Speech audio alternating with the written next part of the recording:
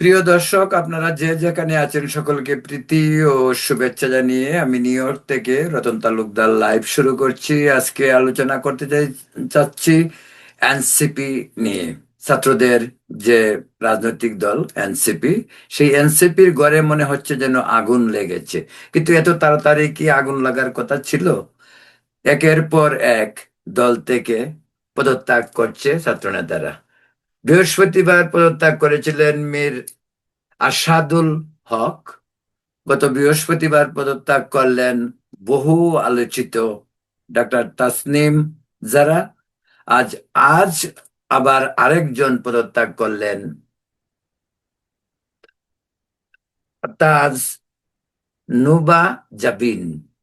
এ নিয়ে প্রথম সারির তিনজন নেতা পদত্যাগ করলেন, যার মধ্যে মহিলাদের সংখ্যা বেশি। আরো দু তিনজন মহিলা যারা পদত্যাগ করবেন বলে জানা গেছে। এদিকে এনসিপির আরো 30 জন নেতা, যারা সভাপতি নাহিদ ইসলামকে একটি চি- চিঠি দিয়েছেন।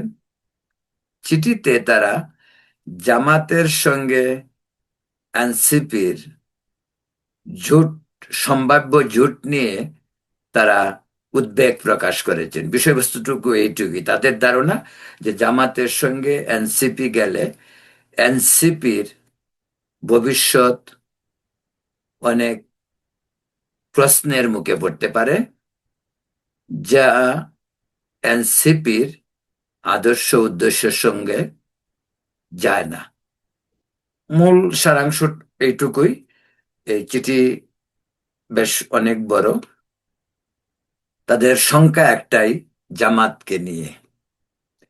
তো এনসিপির সঙ্গে জামাতের সমঝোতা হয়নি, আবার হয়েছে, দুটোই এখন পর্যন্ত বলা যেতে পারে।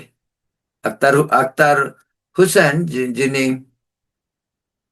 এনসিপির সাধারণ সম্পাদক, তিনি কিন্তু আজকে এক জায়গায় বলেছেন যে কেন জামাতের সঙ্গে তাদের সমঝোতা বা নির্বাচনী জোট হতে যাচ্ছে। তার এক্সপ্লেনটা এরকম, এক কথায় বললে বোঝা যেতে পারে এরকম, যে তিনি বোঝাতে চেয়েছেন জুলাই আদর্শকে বাস্তবায়ন করতে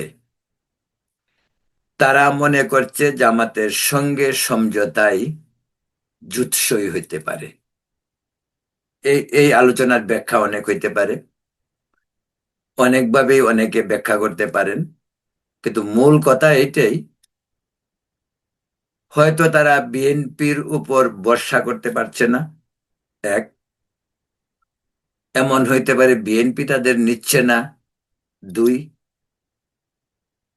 এমন হতে পারে যে এনসিপির অধিকাংশই যারা আসছে শিবির থেকে বা জামাত, গেসা, ইসলামিক অন্যান্য দলগুলি থেকে, তাই আদর্শগত দিক দিয়ে বিএনপির চেয়ে তারা হয়তো জামাতকেই কাছের মনে করছে। এটা হইতে পারে। এমনি ভীষণ কনফিউজিং, কারণ তাদের বক্তব্য স্পষ্ট নয়। এবং আপনারা এটা জানেন যে এনসিপি আজ 2 সপ্তাহ যাবত কার সঙ্গে জোট করবে সেটা নিয়ে অনেক ধরনের খেলা চলছিল। তারা প্রথমে ট্রাই করেছিল বিএনপি কে, তো বিএনপি ন্যাচারালি তাদেরকে তো আর 20টি বা 25টি বা 30টি আসন দেবে না, প্রশ্নই ওঠে না। তো জামাতের সঙ্গে তারা পরবর্তীতে আসলো, তারা জামাতের সঙ্গে বার্গেনিং করতে। জামাত হয়তো তাদেরকে 30টা আসন দিতে পারে, সেটা অসম্ভব কিছু না। কারণ জামাত সহ ইসলামিক দলগুলির মাঝে যে ঐক্য হচ্ছে, সেই ঐক্য শেষ পর্যন্ত চরমনাই পীর এবং হেফাজতের মমিনুল হকরা, তারা শেষ পর্যন্ত নাও থাকতে পারে, এরকমই গুজব হোক আলোচনা চলছে বা আলোচনা আমরা শুনতে পাচ্ছি। তো এই যখন অবস্থা, তখন এনসিপির চয়েস একটাই। তারা ভেবেছিল যদি বিএনপির দিকে তারা যেতে পারে, তাহলে বিএনপিতে গেল, কিন্তু বিএনপিতে কোনো কারণে যদি কিছু না হয়, আমার মনে হয় তারেক রহমান আসার পরে তারেক রহমানের অভিমত নিয়ে বিএনপির কেন্দ্রীয় কমান্ড কাউন্সিল হয়তো ভাবছে এনসিপি কে অনেকগুলি আসন দিয়ে তাদের সাথে সমঝোতার কোনো অর্থ হয় না। বিএনপি এককভাবেই অনেক শক্তিশালী দল, এবং বিএনপির কিছু সহযোগী যাদের সঙ্গে তাদের ঐক্য অনেক আগের থেকেই ছিল, এবার বোধহয় আরো দুটি দল তাদের সঙ্গে যুক্ত হয়েছে, যেটি ওই বিপিনুর এবং আরো একটি ইসলামিক দল, যে দলটিকে তারা 4টি আসন ছেড়ে দিয়েছে। যাই হোক, এই এই এই যে এনসিপি এনসিপি ব্যাপারে, এই যে পোলাপানের দল, পোলাপান রাজনৈতিক দল করেছে, একটু বিশদ ব্যাখ্যা আমি পিছন থেকে কথাটা বলতে চাচ্ছি। কথাটি একটু পিছন থেকে যদি আলোচনা করি, তাহলে আমাদের অনেক জিনিসই বুঝতে ইজি হবে বা সোজা হবে। সেটা হলো, শুরুটা এমন ভাবে করি যে আমাদের বাংলা সাহিত্যের বিখ্যাত ঔপন্যাসিক শরৎচন্দ্র চট্টোপাধ্যায়ের একটি স্মরণীয় উক্তি, পৃথিবীতে 13-14 বছরের ছেলেদের মতন এমন বালাই আর নেই। শরৎচন্দ্র যেটা ইঙ্গিত দিয়েছিলেন, সেটা হলো এই যে বয়স, ওই বয়সে ছেলে হোক মেয়ে হোক, তাদের যে আচরণ, চাল চলন, কথাবার্তা, সেটা অনেকটাই অন্যকে আনন্দ দেওয়ার খোরাকের মতো। যেমনটি হয় বাচ্চাদের সঙ্গে আমরা যখন ফান করি, কথা বলি, ওদের কথা শুনলে যেমন আনন্দ পাই, তিনি সেই বিষয়টাই ইঙ্গিত করেছেন।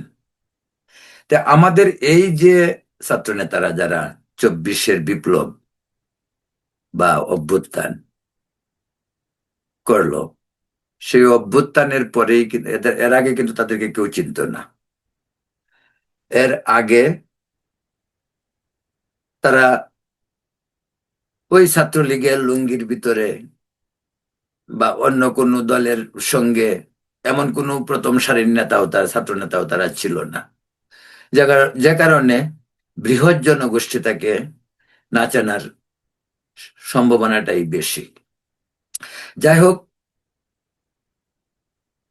24-এর গণ আন্দোলনের মাধ্যমে, কোটা আন্দোলনের মাধ্যমে তারা লাইমলাইটে আসে, তারা পরিচিত হয়, একটি বিপ্লবে তারা জয়ী হয়। শক্তিশালী আওয়ামী লীগ এবং সেই দলের লৌহ মানবী নেত্রী শেখ হাসিনাকে তারা দেশ ছাড়তে বাধ্য করে। এই বিষয়টি গণ অভ্যুত্থানের সবচেয়ে বড় প্রাপ্তি। সেখানে হাসিনা চলে গেলেন, দেশ কি নিয়ে আমরা দেশের ভবিষ্যৎ চিন্তা বা ভাবনা মানুষকে জেঁকে বসেছিল, সেটা হলো কি, যে আমরা একটি নতুন সম্ভাবনার দিকে এগিয়ে যাব। সেই সম্ভাবনা কি? সেই সম্ভাবনা হবে একটি বৈষম্যহীন, কারণ আন্দোলনটিও ছিল বৈষম্যহীন আন্দোলন। বৈষম্যহীন আন্দোলন হবে, আমরা গণতন্ত্রের দিকে এগিয়ে যাব, সুশাসন আসবে, দুর্নীতিমুক্ত বাংলাদেশ হবে, মানুষ কথা বলতে পারবে, মানুষ ভোট দিতে পারবে, নির্বাচন হবে। সেই ছিল মূলত গণমানুষের আশা, আকাঙ্ক্ষা এবং প্রাপ্তি। কিন্তু আপনারা যদি লক্ষ্য করেন, তাহলে দেখবেন আন্দোলনের পরপরেই যেন নতুন করে আরো একটি দানব আমাদের উপর চেপে বসেছে। দানব বলছি এই কারণেই, শেখ হাসিনার শাসনামল থেকে ডক্টর ইউনূসের শাসনামলের পার্থক্য কোথায়? কেউ কি বলবে ডক্টর ইউনূসের শাসনামলে যা হচ্ছে তার রাজনৈতিক, তা কোনো অন্তর্বর্তীকালীন সরকার, তত্ত্বাবধায়ক সরকার যেভাবেই বলেন, যেহেতু এই সরকারটিকে অন্তর্বর্তীকালীন সরকার বলা হচ্ছে, অন্তর্বর্তীকালীন সরকারের কাজটাও তো সেরকম হওয়া উচিত। একটি রাজনৈতিক দল যখন ক্ষমতায় যায় জনগণের ম্যান্ডেট নিয়ে, সেই রাজনৈতিক দলের সমস্ত কিছু করার অধিকার আছে সংবিধানের আওতায়। কিন্তু এই অন্তর্বর্তীকালীন সরকার সংস্কারের নামে যা কিছু করেছে, তা কোনো অবস্থাতেই এই কাজগুলি তাদের করার কথা না, বিশেষ করে আন্তর্জাতিক ক্ষেত্রে বা দেশে বিভিন্ন আইন কানুনের ব্যাপারে। সংবিধান স্থগিত, পার্লামেন্ট যখন হবে তখন আমাদের সংবিধান আবার সচল হবে। কিন্তু ইউনূস সরকার কিন্তু অনেক ধরনের আইন কানুন নিজেরা করেছে, শুধুমাত্র এক্সিকিউটিভ পাওয়ার এর মাধ্যমে এবং রাষ্ট্রপতিকে দিয়ে সাইন করিয়ে সেই আইনগুলি তারা করেছে সাময়িক। কিন্তু এখানে আরেকটি বিষয় বলা দরকার, যে এই আইনগুলি কিন্তু যখন নতুন সরকার আসবে, পার্লামেন্ট বসবে, তখন কিন্তু এইগুলি সবগুলি থাকবে, তা কিন্তু ঠিক নয়। জনগণের নির্বাচিত প্রতিনিধিদের দ্বারা যে সংসদ প্রতিষ্ঠিত হবে, সেই সংসদের ভেতরে এইসব বিষয়গুলো পুনরায় আলোচিত হবে এবং সংসদ সদস্যরা ইচ্ছা করলে এসব আইন বাতিল করতে পারবে এবং নতুন করে আইন সংযোজন করতে পারবে। সংসদের কাজটি আইন প্রণয়ন করা। এই জন্য জাতীয় সংসদ সদস্য আমাদের দেশে যারা, তাদেরকে আইন প্রণয়নকারী জনগণের নির্বাচিত প্রতিনিধি বলা হয়, যেটাকে ইংরেজিতে ল মেকার বলা হয়। আমাদের এই সমস্ত আমেরিকান বলেন আর ইউরোপিয়ান পার্লামেন্ট বলেন, সেখানে ওদেরকে ল মেকার বলা হয়। প্রিয় দর্শক, বলছিলাম যে এই যে স্টুডেন্ট যারা আন্দোলনের পর একেবারে অস্থির হয়ে উঠল শাসন ক্ষমতার জন্য এবং রাজনৈতিক দল গঠন করার জন্য, এর একটা প্রেক্ষাপট আছে, সেই প্রেক্ষাপটটা আপনাদেরকে বলি। আচ্ছা, আমাদের দেশে কি আন্দোলন আর হয়নি? আমাদের জীবন, আমাদের ইতিহাসই তো আন্দোলনের ইতিহাস। আর গণ অভ্যুত্থান, আমাদের দেশে গণ অভ্যুত্থান একাধিকবার হয়েছে। ঐতিহাসিক গণ অভ্যুত্থান 69-এর গণ অভ্যুত্থান হয়েছে আমাদের, স্বৈরাচার পতনের জন্য গণ অভ্যুত্থান হয়েছে, 52-এর ভাষা আন্দোলনও এক ধরনের গণ অভ্যুত্থান। কোন গণ অভ্যুত্থানে, ওটা আপনারাই দেখুন, আমাদের ইতিহাস, আমরা তো ইতিহাস পর্যালোচনা করলেই বিষয়গুলি আরো বেশি ক্লিয়ার হয়। যেমন 69-এর গণ অভ্যুত্থানের পর 70-এর নির্বাচন হলো। 70-এর নির্বাচনে আওয়ামী লীগ থেকে কজন ছাত্রকে মনোনয়ন দেওয়া হয়েছিল? বা ছাত্ররা কি দাবি করেছিল আমরা 69-এর আন্দোলন করেছি, গণ আন্দোলন করেছি, আমাদেরকে রাজনীতির, বিশেষ করে নির্বাচনের সঙ্গে আমাদেরকে সম্পৃক্ত করতে হবে? না, কেউ করেনি। আসুন অতি নিকট অতীত, 90 সালের কথা বলছি। 90 সালে এরশাদ পতনের পর ছাত্রলীগ, ছাত্রদল সহ অন্যান্য ছাত্র সংগ্রাম পরিষদ যে আন্দোলন করেছিল, সেই ঐতিহাসিক আন্দোলনে এরশাদের পতন হয়, তারপর 91-এ নির্বাচন হয়। আচ্ছা বলুন তো, আওয়ামী লীগ, বিএনপি বা অন্যান্য দল, কোন দল থেকে 90-এর ছাত্র আন্দোলনের এই সংগ্রামী ছাত্র নেতারা যারা বলেছে আমাদেরকে নির্বাচনে অংশগ্রহণ করতে দিন বা আমাদেরকে নির্বাচনে প্রার্থী করতে হবে। হয়েছিল? হয়নি। ক্ষমতায় আসলো বিএনপি। বিএনপি কি কোনো ছাত্র নেতাকে মন্ত্রী বানিয়েছিল? না, হয়নি। এমনকি 96-এ আওয়ামী লীগ ক্ষমতায় আসার পরেও 90-এর কোনো ছাত্র নেতাকে মন্ত্রী বানানো হয়নি। তো এই যে আমাদের রাজনীতির ধারাবাহিকতা, এই জুলাই আগস্ট যে আন্দোলন হলো, প্রথমে কোটা আন্দোলন, আপনারা জানেন, সংস্কারের জন্য আন্দোলন, অবশেষে এক দফা আন্দোলন, হাসিনার বিদায়। তারপরেই ছাত্রনেতারা একেবারে উন্মাদ হয়ে উঠলেন ক্ষমতার জন্য। এখানে আরেকটি কথা বলার দরকার,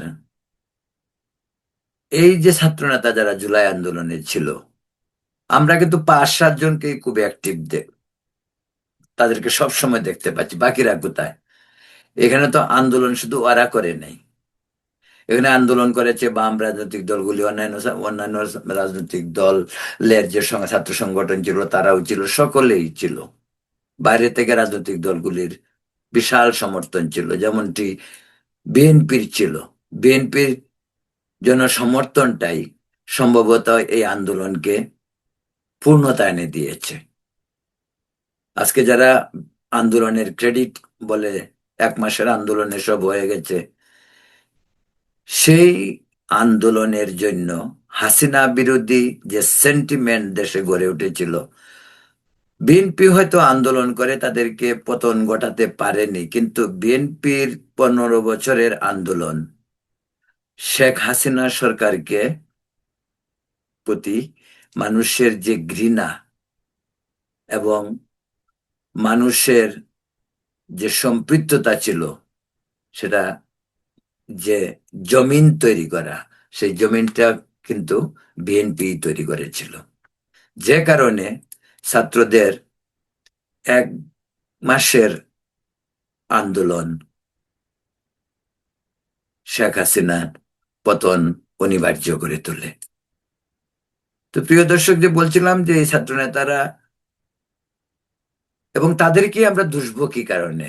8 তারিখে যখন ডক্টর ইউনূস আসলেন, তিনি এসে ছাত্রদেরকে বললেন যে ছাত্ররাই নাকি ওনাকে ক্ষমতায় বসিয়েছেন, ছাত্রদেরকে তিনি উপদেষ্টা পরিষদে নিলেন।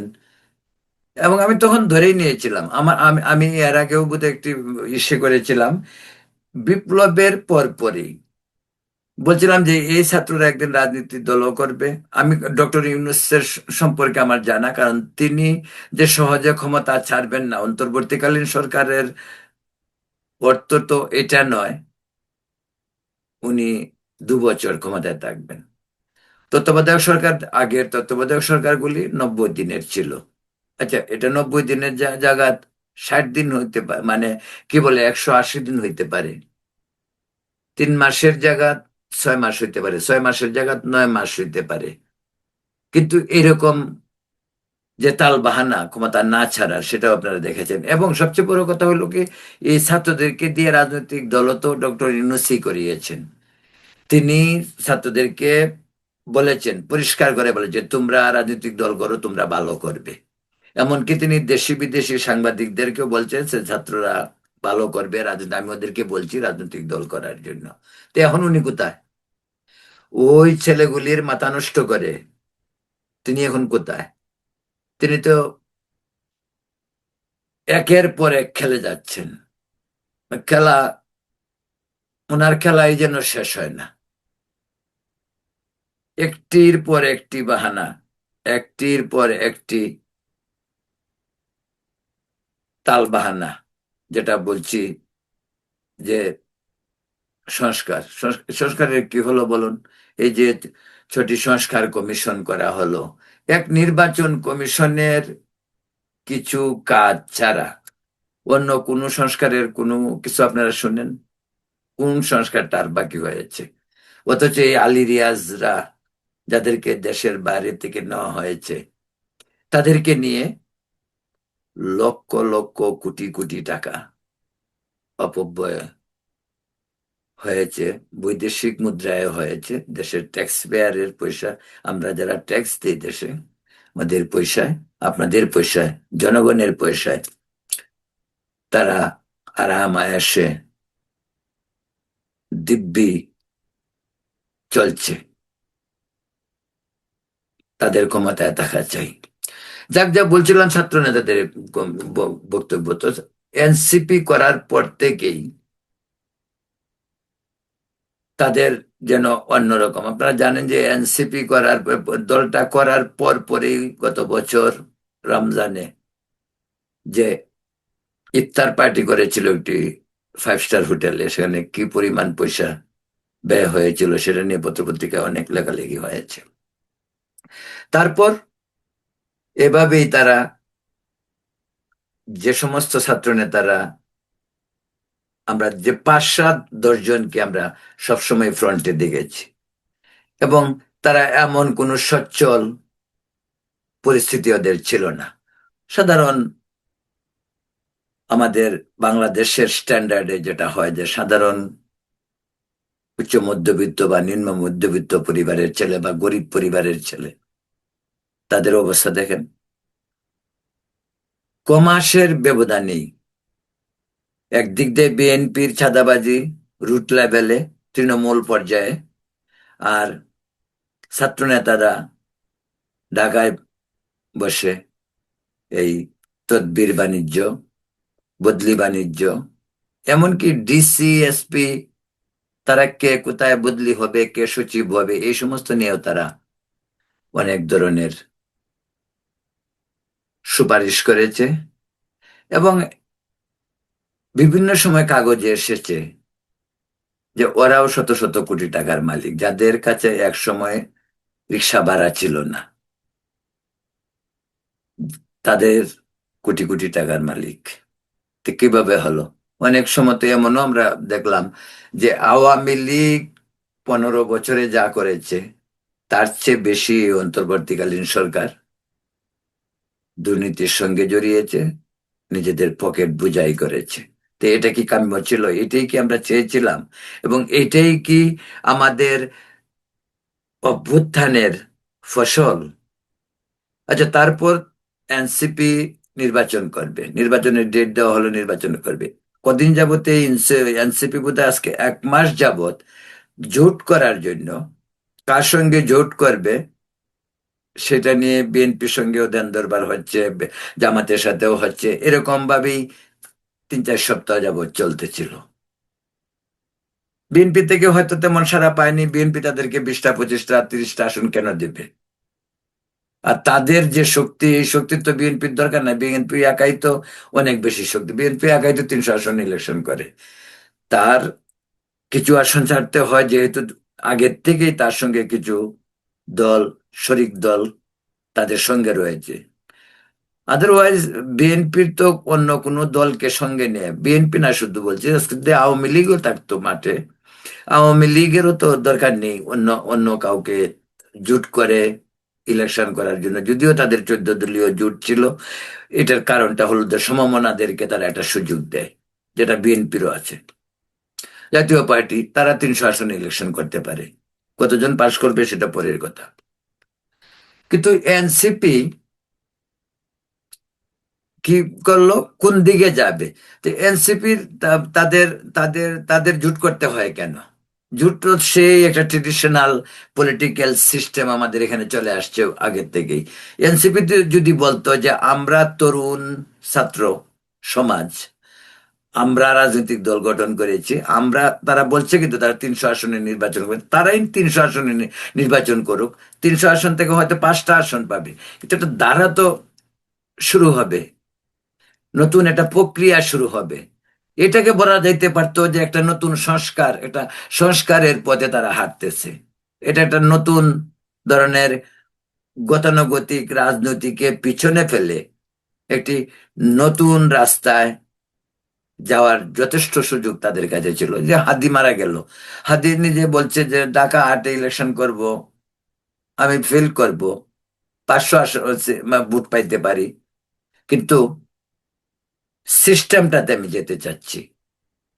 এবং সেটা অত্যন্ত মেধাবী এবং একটা নতুন ধারার সংযোজন বলা যেতে পারে, যে জিনিস যে বিষয়টি আজকে ইসে এনসিপি করতে পারতো। কিন্তু এরপরেও এনসিপি এটা কেন, তাদের কাছে সবচেয়ে বড় হলো তারা বিপ্লব করেছে এবং তারা ক্ষমতা পেয়েছে। ক্ষমতা একদিকে ক্ষমতার মজা, আরেক দিকে অর্থ, এই দু দু জিনিসের হাতছানি তারা ভিতর থেকে আরো বেশি করে ফুলে ফেঁপে উঠেছে, যে কারণে তাদের সংসদে যেতে হবে। সংসদে কেন যেতে হবে? তাদের এখনই কেন রাজনীতি রাজনীতি সংসদে যারা যায় তাদের দীর্ঘ রাজনীতির একটা অভিজ্ঞতা। নেতা কি একদিনে হয়ে যায়? বঙ্গবন্ধু, মৌলানা ভাসানী, তারা কি একদিনে নেতা হয়েছে? তাজউদ্দিন, সৈয়দ নজরুল, কামরুজ্জামান বা বিভিন্ন রাজনৈতিক দলের নেতা মুজাফফর আহমেদ বলেন, মনি সিং বলেন, তারা কি একদিনে কেউ না? দীর্ঘ রাজনৈতিক জীবনের ত্যাগ, তিতিক্ষা, জেল, জুলুম, অনেক রাজনৈতিক নেতার অকাল মৃত্যু, অনেক কিছু হয়েছে। কিন্তু ওদের সেটা কি, ওদের অবদানটা রাজনীতিতে কি? ওরা তো পুরোপুরি ভাবে ছাত্র নেতাও ছিল না। কোটা বিরোধী আন্দোলন সংস্কারের জন্য যে আন্দোলন হলো, সেই আন্দোলনে 1 মাসের আন্দোলনে তারা 1 মাসের নেতা। আর এছাড়া তাদের কি তিতিক্ষা ছিল? এখন তারা যদি বলে যে আমরা, যে বিষয়টা আগে বলছি, যে তারা যদি এটা বলতো যে আমরা 300 আসনে নির্বাচন করব, কজন পাশ করবে, কজন পরাজিত হবে, কজন জয়ী হবে, ডাজন্ট ম্যাটার, এটা বিষয় না। আমরা একটি নতুন ধারার, নতুন রাস্তা, নতুন সম্ভাবনা দ্বার উন্মোচন করতে চাই। এবার হলো না, আগামীবার হতো। আগামীবার মাঠে ঘাটে জনগণের পাশে গিয়ে কাজ করে তারা প্রমাণ করতে পারতো যে তারা সৎ, দেশপ্রেমিক এবং তাদের যে তারুণ্যের যে শক্তি, সেই শক্তি দিয়ে দেশকে একটি সম্ভাবনাময় নতুন বাংলাদেশ, যারা যারা বলে বিপ্লবের পরে বাংলাদেশ, নতুন বাংলাদেশ এই যদি করতে হয়, দেশ গড়তে হয়, ঐক্যবদ্ধ করতে হয়, সেটার তো একটা রূপরেখা থাকে। সেই জিনিসটা তারা করতে পারতো, কিন্তু তা না করে তারা ক্ষমতায় গেল, উপদেষ্টা হলো, তারপরে ওই বাণিজ্য টাণিজ্য করে পয়সা টয়সা বুঝাই হলো, এখন তারা পার্লামেন্টে, ওই পার্লামেন্টে গিয়ে হাও গাও করবে। ওইখানেও গিয়ে যে এখন যা করতেছে, ওই পার্লামেন্টে পার্লামেন্টে যদি এরা, আমি একটা ভবিষ্যতের কথা বলতে পারি, যারা 2-4 জন যদি পার্লামেন্টে যায়, যে পার্লামেন্টে উশৃঙ্খলতা, প্রতিদিন পার্লামেন্টে মারামারি হইতে পারে। এখন পর্যন্ত আমাদের এই নতুন পার্লামেন্টে কিন্তু একজনের উপর আরেকজন হাত দে, গায়ে হাত দেয়নি। এই সমস্ত পোলাপান পার্লামেন্টে যদি 2-4টা যায়, তাহলে পার্লামেন্টে মারামারিও হতে পারে। তো এদের অ্যাটিচিউড হইলো এইরকম, ওদের ওদের কোনো অভিজ্ঞতা নাই, যে কারণে আজকে তাদের ঘরে আগুন। কদিনের দল, ওদের সঙ্গে যখন আন্দোলন করেছিল অনেক, তারা কোথায়? ডাকসুতে যে তারা ইলেকশন করলো এনসিপি, তাদের সঙ্গে ছাত্র সংগঠন দিয়ে কতগুলি আসন পাইছে আপনারা বলুন? 6 নম্বরে গেছে তার দল, তাদের দল। এবং বেসিক্যালি আরেকটা জিনিস হলো, তারা এমন একটা নেগেটিভ তারা তৈরি করছে যে তারাই ওন করে এই জুলাই অভ্যুত্থানকে। মানে তারাই সবকিছু, তারা 10 জন 5 জন যারা ছিল তারাই সবকিছু করছে। অন্যরা, অন্যান্য সংগঠন কোথায়? অন্যান্য ছাত্র সংগঠন কোথায়? তাদেরকে কেউ এই জুলাই যে অভ্যুত্থান, এই অভ্যুত্থানে সর্বস্তরের মানুষ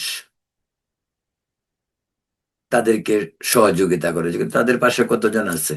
ছাত্ররাই কতজন আছে তার পাশে? কিন্তু এখন দল ভেঙে চলে যায়, কেন চলে যাচ্ছে তারা? দল ভেঙে চলে যাচ্ছে বিভিন্ন জনের বিভিন্ন স্বার্থ। আমি এটা মনে করি না শুধু জামাতের সঙ্গে সমঝোতায় যাচ্ছে দেখি ওরা দল ছেড়ে দিচ্ছে, তা নয় আসলে। এখানে আরো অনেক জটিল বিষয়, নিজদের মাঝে অনেক ধরনের স্বার্থ সংশ্লিষ্ট বিষয়াদি জড়িত, হয়তো কোনোদিন সেই বিষয়গুলিও বেরিয়ে আসবে। ওরা একসঙ্গে আন্দোলন করেছে, একসঙ্গে পয়সা কামাইছে, একসঙ্গে ক্ষমতার অপব্যবহার করেছে, এখনো করতেছে। তাদের তাদের তাদের তাদের তারা অফিসিয়াল কেউ না, কিন্তু তারা এমন সব কথাবার্তা বলে যে সমস্ত কথাবার্তার জন্য দেশে এবং আন্তর্জাতিকভাবে আমরা অনেক বিব্রত বোধ করি, বিব্রত হতে হয়। যদিও সরকার, যার জন্য পররাষ্ট্র সচিব ওই দিন বললো যে হাসনাত আব্দুল্লাহ তো আর সরকারের কেউ না, তাই হাসনাত আব্দুল্লাহ কিছু বললে পরে অন্যরা কিন্তু এমন সব উস্কানিমূলক কথাবার্তা বলবে যার রেসপন্সিবিলিটি সরকারকে নিতে হয়, এবং অথচ ওরা সরকারের কেউ না। শুধু বলতে পারেন ওরা গায়ের জোরে কথা বলছে। আর যেহেতু আগে পয়সা টুসি করেছিল না, আগে এখন পয়সা টুসা হয়েছে, এখন তাদের তো ওই যে দেখেন ওয়েস্টিনে তাদের হাঁসের মাংস খাইতে যেতে হয়, তাদের কত শখ, আগে রিক্সা ভাড়া দিতে পারছে না। যা বলছিলাম যে ওদের এই যে দল ছাড়া শুরু হয়েছে, ওই যে তাদের ঘরে আগুন, এটা তা এই আগুন আরো দাও দাও করে জ্বলবে। যে পোলাপান বলে না আমাদের দেশে, যে পোলাপানের ঘর কি হইতে পারে, যা হওয়ার ওই শরৎচন্দ্রের বাসায় 13-14 বছরের ছেলের মতো এমন বালাই আর নেই। ও এই সিচুয়েশনে আমাদের দেশে চলছে। রাজনীতিকে যেন ওরা মনে করে, মানে কি বলবো, খেলনা।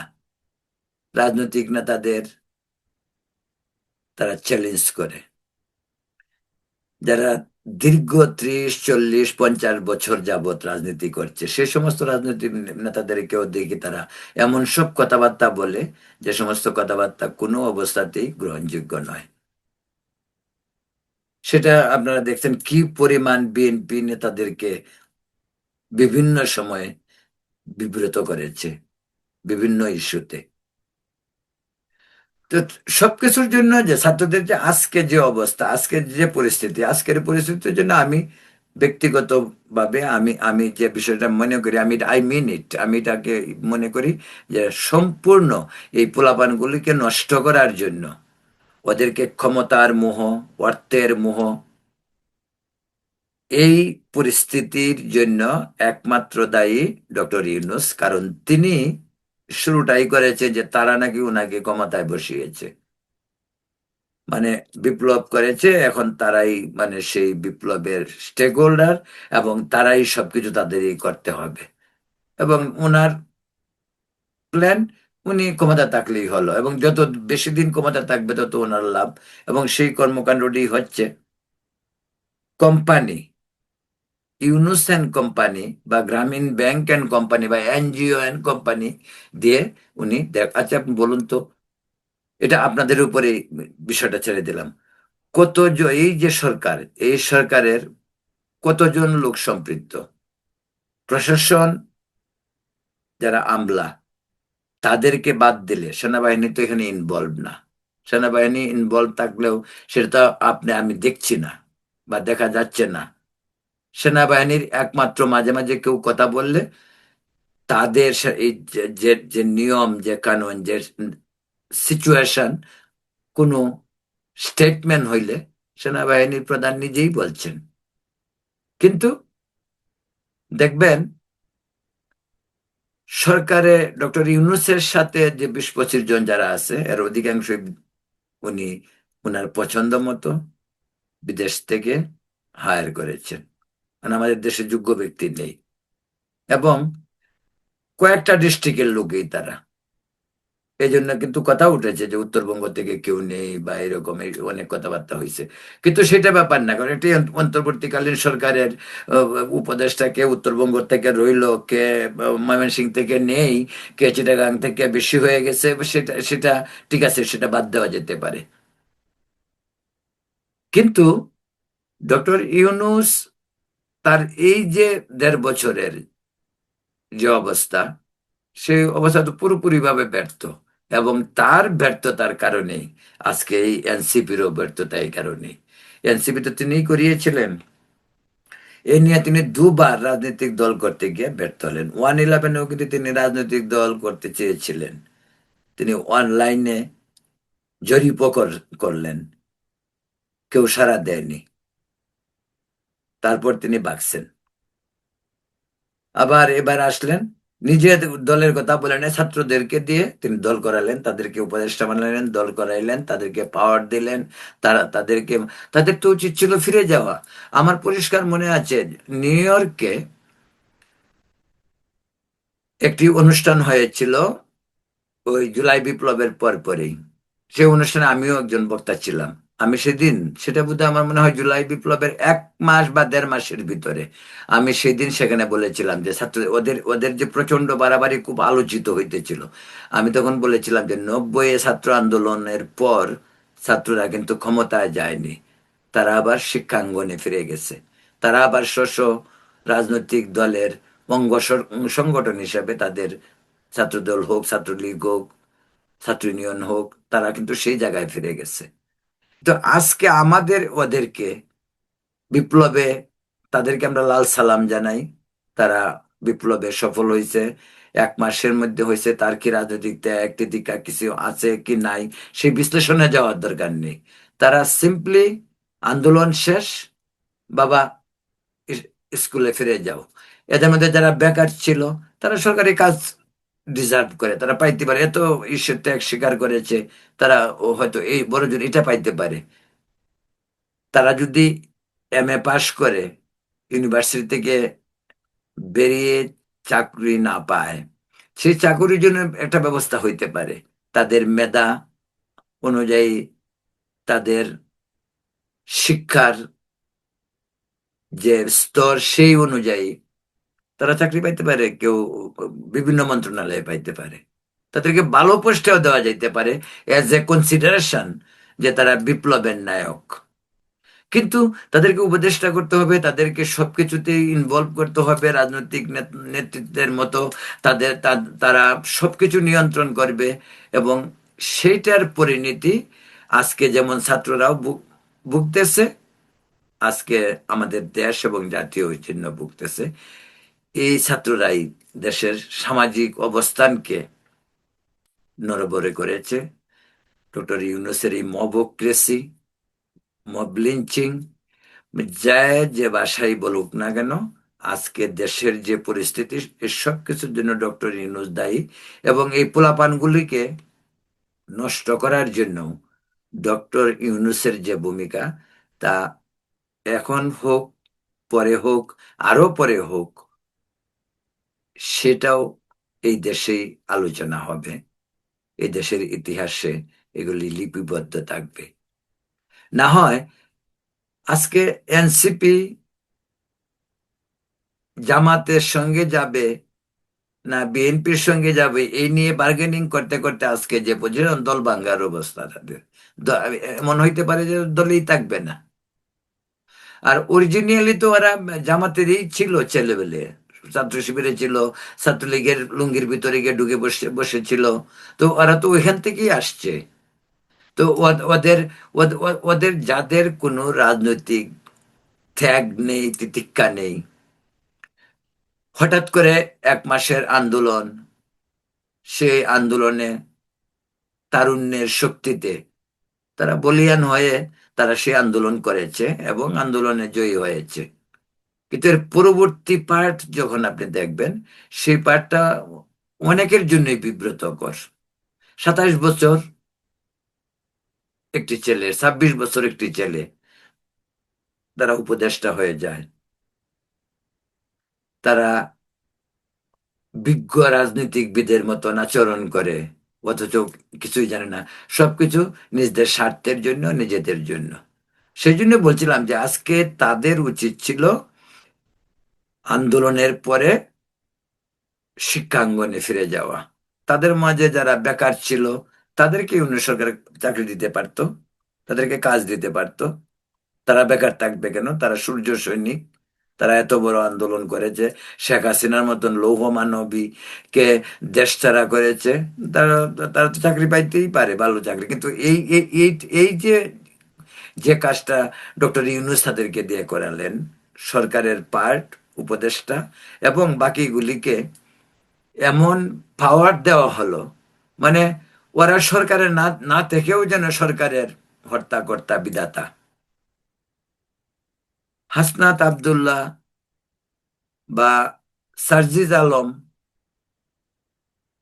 সার্জিস আলম যদি কোথায় একজন এসপি বদলি হবে, কোন ডিস্ট্রিক্টে কোন জেলা প্রশাসক যাবে, এইগুলি ডিসাইড করে, তো এটা হইল?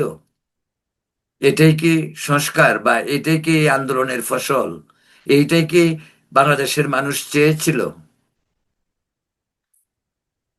যে কারণে আজকে যে এই যে এনসিপির ঘরে আগুন, নির্বাচন নিয়ে কোথায় করবে, নিবে তাদেরকে কে নিবে, ওদেরকে ভোট আছে। আচ্ছা, এনসিপি কে, ডক্টর ইউনূসের আরেকটা বিষয়, প্রতিটি মিটিং এ যখনই সে বিএনপি কে ডাকতো, জামাতকে ডাকতো, মেক সেন্স। তার সঙ্গে এনসিপি, এনসিপির চেয়ে বড় দল তো বাংলাদেশে রয়ে গেছে, জাতীয় পার্টি আরো অনেক আছে। ইভেন তো মান্নার দল বলেন আর ইসে মানে বিপিনুরের দল বলেন, তাও তো এনসিপির চেয়ে বড়। ওরা তো আজকে 5-7 বছর যাবত যে দল করতেছিল, তাতে তো নিশ্চয়ই বিভিন্ন ডিস্ট্রিক্টে 2-5 জন করে হলো তো আছে। এই এনসিপির কে আছে? এই পয়সা দিয়ে কিছু কেনা হয়েছে, আর মানুষ ভয়ে তাদেরকে চাঁদা দিচ্ছে, যে কারণে তারা চাঁদাবাজি করতে গিয়া বিভিন্ন সময় ধরা খায় নাই। তারা বিভিন্ন সময় ধরা খাইছে। এই সিচুয়েশনটা একমাত্র তৈরি করার পেছনে ডক্টর ইউনূস সরকার এবং তার আরো কয়েকজন উপদেষ্টা এর সঙ্গে জড়িত। কারণ তাদের সবসময় একটা কনস্পিরেসি, ষড়যন্ত্র, যে কিভাবে তারা এইগুলিকে সবসময় ইগনোর করছে। পোলাপানকে এই সমস্ত লোভ দিয়ে চুপ থাকো, তারা ক্ষমতায় থাকতে চায়, নির্বাচনটা ডিলে করতে চায়। না হয় এই নির্বাচন আজকে ডিসেম্বর, মানে এই ডিসেম্বর, যেটা বিএনপি বলছিল যে ডিসেম্বরের মধ্যে দিতে হবে, বিএনপিরও সবচেয়ে বড় ভুল হয়েছে। সেই ডিসেম্বরের যে দাবি তারেক রহমান করেছিল, সেই দাবিতে তারা যদি অনড় থাকতো, তা আজকে এই ডিসেম্বরেই কিন্তু ইলেকশন হয়। কিন্তু এই ডিসেম্বরের ইলেকশনটাকে বন্ধ করার জন্য আগ বাড়িয়ে ডক্টর ইউনূস চলে গেলেন লন্ডনে। লন্ডনে গিয়ে তারেক রহমানের সঙ্গে কি মন্ত্র দিলেন? আচ্ছা, তারেক রহমান এক মাইন্ড চিপায় ছিল আসলে, এখনো আমি জানি না, এখনো হয়তো সেই মাইন্ড চিপাতে। কারণ তারা বিএনপি কে নির্বাচনে জানে যে বিএনপি ইলেকশন দিলেই ক্ষমতায় আসবে, তারেক রহমান প্রধানমন্ত্রী হবে, তারেক রহমানকে আগে স্টপ করতে হবে। এই জন্যই গত ডিসেম্বরের ইয়েতে তার লন্ডন যাওয়ার উদ্দেশ্যটা অন্য কোনো কারণ নাই, একমাত্র কারণ তারেক রহমানের এখানে যাওয়া, মিটিং করা, এবং এটি মূলা ঝুলিয়ে রাখলো। কিন্তু তারেক রহমান তো সে কি করবে তা? আমি বিএনপির এই পলিসিটাকে অত্যন্ত মানে বিচক্ষণতার সঙ্গে, যেটা আমি মনে করি যে তারা ধৈর্য সহনশীল পরিবেশ ক্রিয়েট করছে বিএনপি। আমি তাদের ধৈর্যটাকে তাদের ইসে করা যেতে পারে। কারণ বিএনপি ভেবেছে যে নির্বাচন, বড় দল, আমরা নির্বাচন করলে আমরা পাশ করব। তো ঠিক আছে, এখন একটি দল আছে, অন্তর্বর্তীকালীন সরকার, ঠিক আছে, দেখ, wait wait and see, let's see how far they can go. এরকমই একটা চিন্তা হয়তো বিএনপির ভিতর ছিল, যে কারণে বিএনপি অত্যন্ত ধৈর্যের সঙ্গে পরিস্থিতিকে মোকাবিলা করছে। যাই হোক, শেষ পর্যন্ত তারেক রহমান দেশে গেছেন। আশা করি একটি পরিবেশ তৈরি হবে, ইতিমধ্যে একটি পরিবেশ তৈরি হয়েছেও মনে হচ্ছে যেন। কারণ এত মানুষের সমাগম ঢাকায়, আমি কিন্তু আগের একটা ভিডিওতেও বলছি, সেটা এখনো বলি, এটা তারেক রহমান যাবেন, কিন্তু মানুষের মনে দেশে এই সরকারের, অন্তর্বর্তীকালীন সরকারের তাল বাহানা দেখে, আর এই যে মবক্রেসি, নৈরাজ্য, মগের মুল্লুক দেখে মানুষের মনে ভয় আতঙ্ক ছিল। ইউনূসের ব্যর্থতার প্রতিবাদও এই তারেক রহমানের যে সম্বর্ধনা, বা তারেক রহমানকে স্বাগত জানানোর জন্য যে লক্ষ লক্ষ মানুষ এসেছে, এটাও ডক্টর ইউনূসের দুঃশাসনের প্রতিবাদেরও একটি অংশ আমি মনে করি। যে এই জন্য আমি আগের ভিডিওতে এই কথাটা বলেছিলাম। প্রিয় দর্শক, তো উম, এই প্রসঙ্গে আরো কথা হবে। এখন এই পর্যন্তই। আপনারা ভালো থাকুন, সুস্থ থাকুন এবং নিরাপদ থাকুন। ধন্যবাদ।